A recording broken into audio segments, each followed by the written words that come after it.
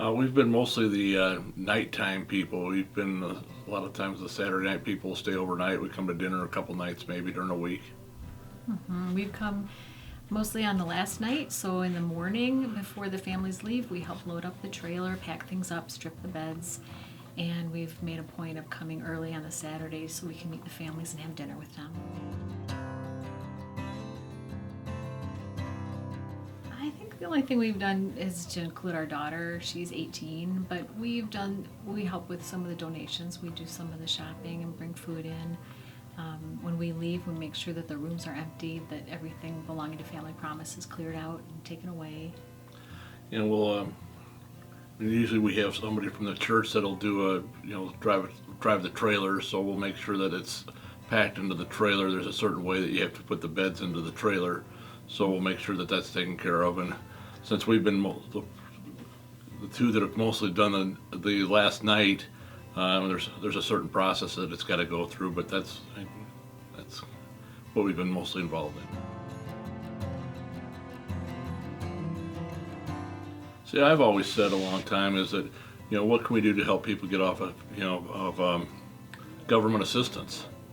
And this is a sure way of doing this.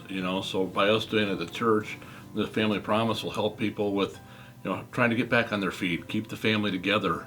It's not a real hardship to do. It's all you do is you come in and stay overnight. But that's one of the biggest things that we need is people staying overnight during a week. And we get a lot of help around the church, with different people providing meals and things. But it's also nice to meet the people and see where they're coming from. Okay. I think too, Bill and I have both been through job loss ourselves, but we've had family to help us in difficult times. And one thing our daughter said when she came, she's been here for dinners and met the families and played with the kids, and her comment to us was, they look just like us. They look like families that could be part of our church. And I think that stigma is, you picture a homeless person, someone out on the street, someone without proper clothing, unkept, but their family's just like us. So we recognize that, not too many people are far from that situation. I guess I like to see the number of people that have succeeded and gotten through the program. We saw a thing on Today's Show, and I can't remember how many families we've talked about it's affected, nationwide. It's very large, and we've had at least 40, 50 graduates out of the Genesee County one, I think, or so, or probably more than that. So, you see the people and you see them get their own place and get back on their feet. And it's nice to come here. They got a hot meal. They got,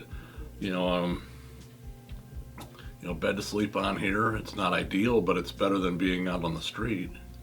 I think the success stories it's rewarding to hear the success stories. And I think too, it's brought our church closer together. You feel a part of the church by being part of this program that's bigger than us. It's part of Genesee County, and it's just been very rewarding to do something that is helping the community, helping other families. I guess mine would be one of the first times we did it. It was so bitter cold.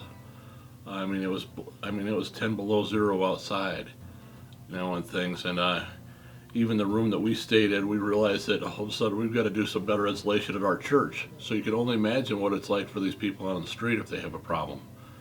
So I guess that was one of our biggest, my biggest memories is that it was just so bitter cold. Okay.